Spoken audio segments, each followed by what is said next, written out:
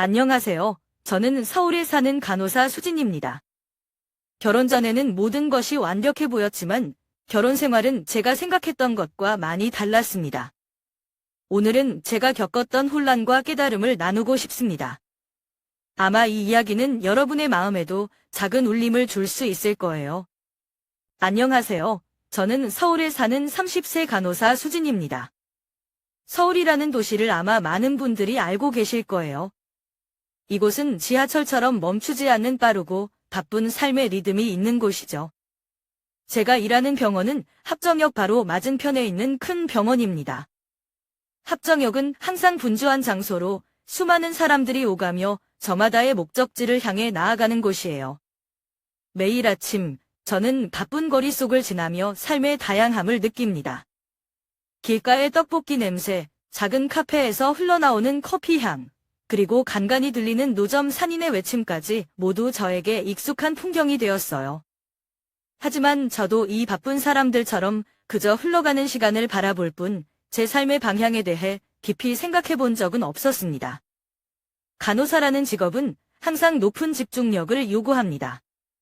제가 일하는 병원의 응급실은 항상 환자들로 북적입니다. 가벼운 감기에서 교통사고나 심장마비 같은 중증 환자들까지 우리는 매일 수많은 환자를 돌봅니다. 한순간의 방심도 큰 결과를 초래할 수 있기 때문에 저와 동료들은 항상 긴장 속에서 일합니다. 특히 야간 근무는 저에게 가장 큰 도전입니다.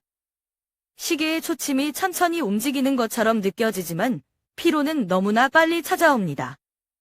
새벽 2시쯤이 되면 왜 이 직업을 선택했는지 스스로 묻곤 합니다. 하지만 환자들의 고맙습니다라는 말, 치료를 받은 후 그들의 안도하는 표정을 보면 이 일을 하는 이유를 다시금 깨닫게 됩니다. 대부분 사람들은 제가 긴 근무를 마친 후 충분히 쉴 수 있을 거라고 생각하지만 현실은 그렇지 않아요. 아침에 퇴근한 후에도 저는 바로 잠들 수가 없습니다. 대신 조용한 거리를 산책하거나 24시간 운영하는 카페에 들러 라떼 한 잔을 시키고 창밖을 바라보며 서울이 천천히 깨어나는 모습을 관찰하곤 합니다. 한때는 이런 일상조차 사랑스러웠습니다. 하지만 제 결혼 생활에 문제가 생기면서 모든 것이 변하기 시작했습니다. 최근에는 작은 기쁨조차 느낄 수 없고 오히려 제가 만들어낸 일상의 소용돌이에 갇혀버린 기분입니다. 겉으로 보면 제 삶은 안정적으로 보일지도 몰라요. 하지만 속으로는 점점 지쳐가고 있어요. 단순히 업무 스트레스 때문만이 아니라 저와 남편 사이에 생긴 보이지 않는 거리 때문입니다. 매일 우리는 오늘 어땠어? 또는 저녁은 먹었어? 같은 형식적인 대화만 나눕니다. 하지만 그 이상의 진솔한 대화는 이루어지지 않아요. 저는 압니다. 누구에게나 말 못할 아픔이 있다는 것을요. 하지만 침묵은 관계를 서서히 무너뜨리는 가장 날카로운 칼이라는 걸 깨달았습니다. 그래서 오늘 제 이야기를 나누고자 합니다. 동정을 구하려는 것이 아니라 제 자신을 돌아보고 배우기 위해서, 그리고 누군가 이 글을 통해 위로를 받을 수 있다면 그것만으로 충분하다고 생각합니다. 남편 민준과 처음 만난 건 병원에서 열린 회식 자리였습니다. 그날은 병원 동료들과 함께 오랜만에 업무에서 벗어나 즐겁게 웃고 떠들던 날이었죠. 민준은 병원의 정형외과 의사로 항상 자신감 넘치고 유머러스한 분위기를 만드는 사람이었어요. 처음에는 그저 직장에서 흔히 볼 수 있는 유쾌한 동료라고 생각했어요. 하지만 그의 행동 하나하나가 제 마음속 깊이 스며들기 시작했습니다. 특히 야간 근무 중 지친 제 손에 따뜻한 커피 한 잔을 쥐어줄 때마다 그는 늘 환한 미소를 지으며 수진 씨, 고생 많아요. 이거 마시고 힘내요. 라고 말했어요. 단순한 커피 한 잔이었지만 그 속에 담긴 진심 어린 배려가 제 마음을 조금씩 흔들어 놓았습니다. 민준과는 점점 더 가까워졌고 어느 순간 그와 대화를 나누는 시간이 하루 중 가장 기다려지는 시간이 되었습니다. 그는 단순히 배려심 많은 사람이 아니라 대화 중에 제 이야기를 경청하고 공감해주는 사람이었어요. 환자 이야기를 하다가도 가끔 수진 씨, 오늘 많이 피곤해 보이네요. 쉬는 날에는 푹 쉬어요. 를 하며 저를 챙겨주는 모습에서 진정성을 느낄 수 있었습니다. 그렇게 우리는 자연스럽게 데이트를 시작하게 되었습니다. 처음에는 같이 밥을 먹고 영화 한 편을 보는 소박한 데이트였지만 민주는 매번 저를 놀라게 했습니다. 한 번은 제가 좋아한다고 지나가는 말로 했던 작은 책을 직접 찾아와 선물해 준 적이 있어요. 수진 씨가 이 책 좋아한다고 했잖아요. 왠지 지금 딱 필요할 것 같아서요. 라며 건네던 그의 모습은 아직도 잊을 수 없습니다. 1년이라는 시간이 어떻게 흘렀는지 모를 만큼 우리는 함께하는 순간마다 행복했고 서로를 더 깊이 이해하게 되었습니다. 그리고 드디어 우리는 결혼을 결심했습니다. 결혼식은 종로에 있는 작은 교회에서 조촐하게 치러졌습니다. 하객들은 가까운 가족과 친구들 뿐이었지만 그날만큼은 세상 누구보다도 행복한 신부가 되었습니다. 민주는 제가 꿈꾸던 완벽한 남편이었고 그의 손을 잡고 함께 걷는 미래가 너무나 빛나 보였습니다. 결혼 초기에 우리의 삶은 다른 젊은 부부들과 크게 다르지 않았습니다. 서로를 배려하며 소소한 행복을 함께 나누던 시기였죠. 하지만 시간이 지나면서 민준과의 관계에 작은 균열이 생기기 시작했습니다. 그 첫 번째 계기는 신혼여행 때였습니다. 제주도로 떠난 신혼여행은 완벽해야 한다고 생각했는데 예상치 못한 순간이 찾아왔습니다. 어느 날 저녁, 저희가 함께 저녁 식사를 마치고 숙소로 돌아가던 길에 민준이 말했어요. 수진, 이번 여행 경비는 우리 반반씩 나누는 게 좋을 것 같아. 그 말을 들었을 때 저는 순간 당황했지만 곧바로 고개를 끄덕였습니다. 그냥 공평을 좋아하는 성격인가 보다라고 넘겼어요. 하지만 그것은 시작에 불과했습니다. 제주도 여행 이후 민준의 태도는 생활 속에서도 계속 이어졌습니다. 전기세와 수도세를 낼 때도 정확히 반으로 나누기를 원했고 양가 부모님께 드리는 선물조차도 금액을 절반씩 부담하자고 했어요. 처음에는 저도 이해하려고 했습니다. 민준이 재정적인 균형을 중요하게 생각한다고 생각했기 때문입니다. 하지만 시간이 지날수록 이러한 태도가 반복될수록 저는 점점 지치기 시작했습니다. 예를 들어 한 번은 민준이 우리 둘이 함께 사용하던 주방기구를 새로 사자고 했을 때 그는 정확히 반반으로 나눠서 돈을 내자고 제안했어요. 저는 속으로 결혼은 서로를 위해 함께 하는 건데 이렇게까지 나누어야 하나 라는 생각이 들었습니다. 그뿐만 아니라 민주는 제가 좋아하는 작은 사치를 사려 할 때에도 꼭 지출 내역을 확인하려고 했습니다. 수진, 이번 달에는 이런 지출이 많았는데 이걸 사는 게 맞을까? 그는 돈을 아끼는 게 나쁘다고 생각하지 않았고 그런 그의 태도를 이해하려고 노력했지만 저도 사람이기에 마음 한구석에서는 서운함이 쌓여갔습니다. 시간이 흐르면서 저는 우리가 함께 꿈꾸던 가정을 꾸려가고 있다는 느낌보다 그냥 같은 집에 사는 룸메이트처럼 느껴지기 시작했습니다. 예전에는 민준과의 대화가 기대되고 그의 배려가 저를 행복하게 했는데 이제는 대화조차도 의무적인 것처럼 느껴졌습니다. 어느 날 저는 그와 차를 마시며 조심스럽게 이런 감정을 털어놨습니다. 민준, 요즘 우리가 서로 너무 계산적이 된 것 같아.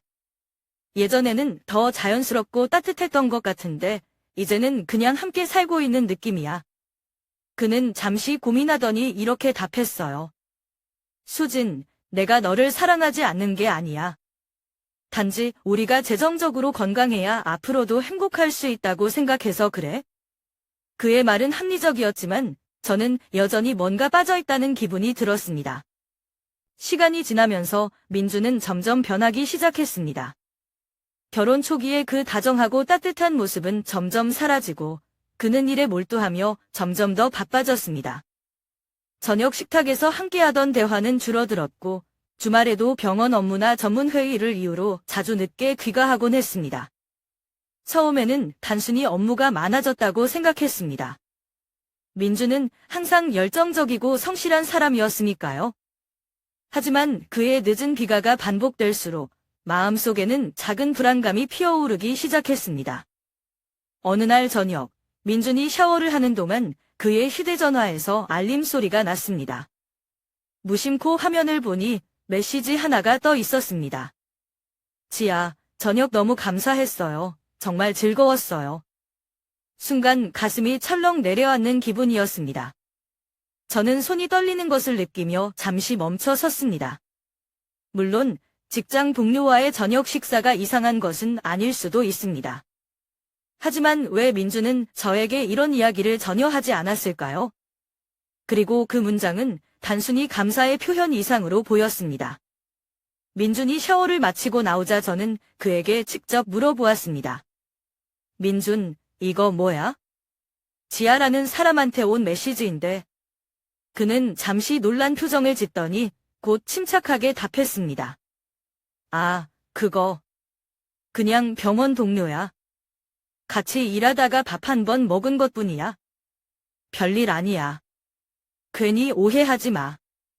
그의 설명을 들으면서도 제 마음은 개운하지 않았습니다. 그저 별일 아닌 저녁 식사였다면 왜 저에게 말하지 않았을까요? 민주는 항상 솔직하고 투명한 사람이었는데 이번에는 뭔가 숨기는 것 같다는 느낌이 들었습니다. 그러나 저는 그를 계속 몰아붙이고 싶지 않았습니다. 그래서 억지로 미소를 지으며 대화를 마무리했지만 마음 한구석에서는 이미 작지 않은 의심이 자리 잡고 있었습니다.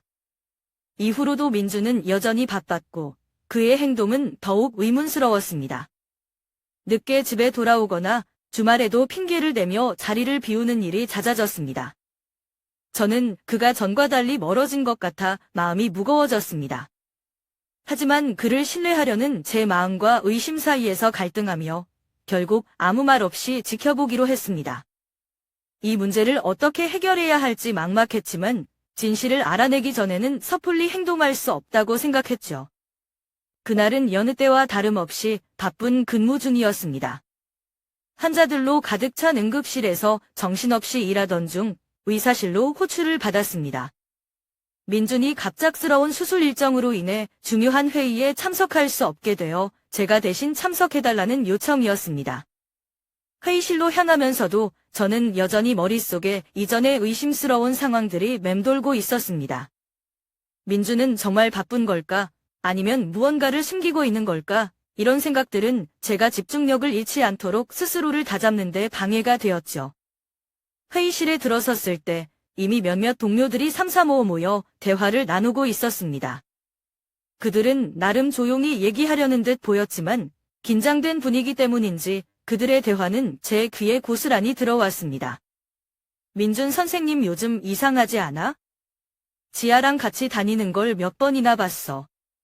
맞아. 밤늦게도 둘이 병원 근처에서 나오는 걸 봤다니까? 이야, 그냥 친한 동료겠지? 뭘 그렇게까지 생각해? 아니야, 지난번엔 둘이 강남에서 만나던데. 그건 좀... 그들의 대화를 듣는 순간 심장이 쿵 내려앉았습니다.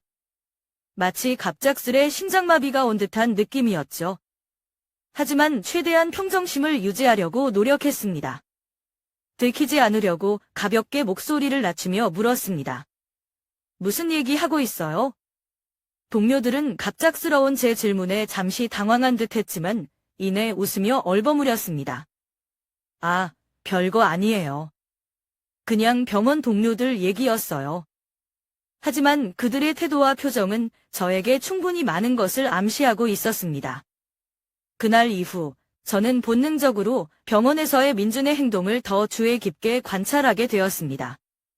민준은 병원 내에서도 이전과는 다른 모습을 보였습니다. 항상 성실하고 규칙적이던 그가 이제는 자주 동료들 사이에서 자리를 비우거나 예상치 못한 시간에 병원을 떠나곤 했습니다. 한 번은 간호 스테이션에서 동료들과 환자 차트를 정리하던 중 지아가 민준의 사무실로 들어가는 모습을 목격했습니다. 평소 같았으면 대수롭지 않게 넘겼을 상황이었지만 최근의 일들로 인해 제 의심은 걷잡을 수 없이 커졌습니다. 잠시 후 사무실 문이 열리고 지아가 나오면서 민준에게 그럼 나중에 또 봬요라고 말하며 웃는 모습을 보았습니다. 민준은 웃으며 고개를 끄덕였고 둘 사이의 자연스러운 대화가 제게는 어딘가 부자연스럽게 느껴졌습니다. 그날 이후에도 민준과 지아의 만남은 병원 곳곳에서 포착되었습니다. 특히 야간 근무 중 병원 복도에서 둘이 함께 지나가는 모습을 볼 때마다 저는 가슴이 무겁게 내려앉았습니다. 한 번은 수술 일정이 길어지면서 민준이 늦은 시간까지 병원에 남아있던 날이 있었습니다. 저는 그가 정말로 수술 중인지 확인하고 싶어 무심코 수술 스케줄을 살펴봤습니다. 하지만 민준이 담당한 수술은 이미 몇 시간 전에 끝난 상태였고 그는 여전히 병원에 남아 있었습니다. 저는 병원에서 일어나는 상황들을 더 지켜보기로 했습니다. 병원이라는 장소는 제게 안전한 공간이었지만 이제는 제가 사랑했던 사람의 변화된 모습을 마주하는 불편한 공간이 되었습니다. 민준과 대화를 나누어야 할까? 아니면 더 많은 사실을 찾아야 할까? 그런 고민 속에서 저는 혼자만의 싸움을 이어가고 있었습니다. 그날 밤, 저는 민준을 몰래 따라가기로 결심했습니다. 병원에서 나오는 그의 차를 멀찍이 따라가며 저는 그의 목적지가 어디일지 궁금했습니다. 차가 삼청동 근처의 한 카페에 멈췄을 때 제 심장은 점점 더 빠르게 뛰었습니다. 민준은 차에서 내려 조용히 카페 안으로 들어갔습니다. 저는 건물 밖에 머물며 그가 누구를 만나는지 확인하기 위해 창문 너머를 살폈습니다. 그리고 거기 지아가 있었습니다. 두 사람은 테이블에 마주 앉아 서로를 바라보며 웃고 있었습니다. 그 광경은 저를 얼어붙게 만들었습니다. 손이 떨려 휴대전화를 잡는 것조차 힘들었지만 저는 증거를 남겨야 한다는 생각에 사진을 찍었습니다. 그 순간 제 가슴은 무거운 돌덩이처럼 내려앉았고 머릿속에는 온갖 생각이 스쳐 지나갔습니다. 도대체 왜 이러는 거야? 카페 앞에서 얼마나 서 있었는지도 모르겠습니다. 결국 저는 집으로 향하는 길에 올랐습니다. 운전하는 내내 머릿속은 혼란으로 가득 찼고 집에 도착했을 때는 이미 온몸이 지쳐 있었습니다. 하지만 저는 지금 당장 민준을 대면하고 싶지 않았습니다. 그에게 화를 내고 모든 것을 폭로하고 싶은 충동이 있었지만 아직은 때가 아니라고 스스로를 설득했습니다. 왜냐하면 모든 사실을 완전히 알지 못한 상태에서의 충돌은 우리 관계를 돌이킬 수 없게 만들 수도 있다고 생각했기 때문입니다. 다음 날 저는 냉정을 되찾기 위해 노력했습니다. 우선 민준과 지아가 어떤 관계인지 더 알아봐야겠다고 마음먹었습니다. 병원에서의 행동, 함께 있는 시간들, 그리고 그들이 자주 만나는 장소 등을 파악하기 위해 저는 병원 내에서 조심스럽게 정보를 모으기 시작했습니다. 병원 동료들 사이에서 민준과 지아에 대한 이야기를 자연스럽게 들어보려고 했지만 대화의 조각들은 대부분 겉핥기 수준이었습니다. 둘이 자주 얘기하는 것 같긴 해. 지아가 민준 선생님을 많이 존경하는 것 같더라. 그냥 친한 동료 아니야? 민준 선생님은 원래 사람들 잘 챙기잖아. 이런 이야기를 들으면서도 저는 그 모든 것이 사실이 아니길 바라는 마음과 더 많은 것을 알아내야 한다는 필요성 사이에서 갈등했습니다. 며칠 뒤, 저는 민준의 휴대전화에 대해 생각하기 시작했습니다. 그의 패턴과 메시지들을 확인하면 무언가 단서를 찾을 수 있을 것 같았습니다. 하지만 그의 개인정보를 무단으로 보는 것은 도덕적으로도 법적으로도 옳지 않다는 생각에 망설였습니다. 대신 저는 그가 자주 사용하는 차량 내비게이션 기록을 확인해 볼 수 있다는 생각이 들었습니다. 민준이 차를 주차해 둔 사이 저는 차량의 화면을 조심스럽게 살폈습니다. 그리고 거기서 삼성동의 카페 주소가 최근 목적지로 표시된 것을 확인했습니다. 그것만으로도 그의 행적을 추적할 만한 충분한 단서가 될 수 있었습니다. 이 모든 과정은 제게 엄청난 감정적 소모를 가져왔습니다. 사랑했던 남편이 다른 사람과 무언가를 숨기고 있다는 현실을 받아들이는 것은 생각보다 훨씬 더 고통스러웠습니다. 하지만 저는 단순한 오해나 충동적인 행동으로 이 상황을 처리하고 싶지 않았습니다. 모든 사실을 확인하고 나서야 결정을 내릴 수 있다고 믿었기에 저는 앞으로의 계획을 세우며 스스로를 다잡았습니다. 지아와 직접 대화를 나누기로 한 결심은 저를 오랫동안 괴롭혀온 의심을 풀기 위한 첫 번째 단계였습니다. 병원에서 그녀를 만났을 때 저는 최대한 평정심을 유지하려고 노력했습니다. 그저 사소한 대화를 나누는 것처럼 보이기 위해 일부러 미소를 지으며 말을 꺼냈습니다. 지아 씨, 요즘 민준과 자주 함께 있는 모습을 봤어요. 두 분이 많이 친하신가 봐요. 지아는 약간 놀란 표정을 지었지만 곧 웃으며 대답했습니다. 아, 네, 김민준 선생님이 정말 좋은 분이세요. 요즘 제가 업무 스트레스 때문에 힘들어하니까 많이 도와주셨거든요. 저는 그녀의 말을 듣고도 마음 한구석에서 완전히 놓지 못한 의구심을 숨기며 조금 더 질문을 이어갔습니다. 그렇군요. 그런데 혹시 민준과 좀 특별한 관계가 있는 건 아니죠? 이 질문에 지아는 눈을 크게 뜨고 당황한 듯한 표정을 지었습니다. 수진 선생님, 그런 거 절대 아니에요. 제가 민준 선생님께 많이 의지한 건 사실이지만 그건 순전히 직장 동료로서의 관계예요. 사실 저 얼마 전에 다른 사람과 약혼했어요. 그녀의 말을 듣는 순간 저는 마치 바닥이 꺼지는 듯한 느낌을 받았습니다. 지아는 약혼자에 대해 기쁘게 이야기하며 휴대전화로 약혼 사진까지 보여주었습니다. 사진 속 그녀는 행복한 미소를 짓고 있었고 옆에는 낯선 남자가 있었습니다. 그 모습은 거짓말이라고는 생각할 수 없을 만큼 진실해 보였습니다. 저는 그녀에게 축하해요. 정말 몰랐어요. 라고 말하며 어색하게 웃었지만 마음은 복잡했습니다. 민준의 행동은 제가 의심했던 것처럼 다른 사람과의 부적절한 관계가 아니라는 사실을 알게 된 순간에도 기분이 나아지지는 않았습니다. 집으로 돌아오는 길, 저는 민준에 대한 새로운 의문이 생겼습니다. 왜 그는 제가 불안과 의심 속에서 혼자 고민하게 놔두었을까요? 만약 아무 문제가 없었다면 왜 처음부터 솔직하게 설명하지 않았을까요? 민준의 행동은 그의 무관심인지 아니면 단순한 소통의 부족인지 알 수 없었습니다. 하지만 그가 의도치 않게 저를 혼란스럽게 만들고 있다는 사실은 변하지 않았습니다. 며칠 후, 저는 민준에게 조심스럽게 말을 꺼냈습니다. 민준, 나 요즘 우리가 예전 같지 않다고 느껴. 내가 뭘 잘못했는지 모르겠어? 그는 잠시 침묵하더니 이렇게 대답했습니다. 수진, 미안해. 요즘 나도 많이 신경 쓰지 못했던 것 같아. 하지만 걱정하지 마, 우리 괜찮을 거야. 그의 말은 다정했지만 제게는 여전히 공허하게 느껴졌습니다. 우리는 문제를 해결하는 대신 단순히 그것을 덮어두고 있는 것 같았습니다. 그날 밤, 민주는 오랜만에 평소보다 밝은 표정으로 집에 들어왔습니다. 저녁 식탁에 앉으며 그는 뜬금없이 이렇게 말했습니다. 수진, 내가 이번에 병원에서 휴가를 냈어? 우리 부산에 가자. 기억나지? 내가 거기서 너한테 청혼했잖아.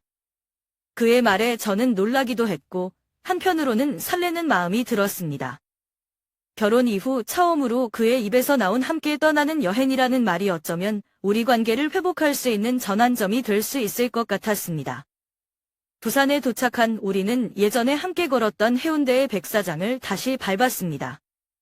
밤바다의 파도 소리가 귓가에 울리는 가운데 민주는 손을 잡으며 한동안 아무 말 없이 저를 바라보았습니다. 그러다 마침내 조심스럽게 입을 열었습니다. 수진, 나 정말 미안해. 요즘 내가 너한테 너무 소홀했어? 병원 일 핑계로 너를 외롭게 만든 것 같아. 저는 그 순간 눈물이 핑 돌았습니다. 그리고 이어진 그의 말이 제 가슴 깊이 박혔습니다. 내가 알면서도 못했던 이유는 그냥 내가 너무 바쁘다는 걸로 스스로를 합리화한 것 같아.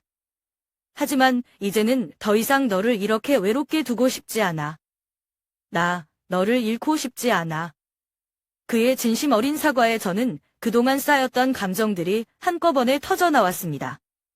저는 눈물을 멈추지 못한 채 말했습니다. 나도 미안해, 민준. 우리 둘 다 서로에게 너무 무관심했어. 다시 시작하고 싶어.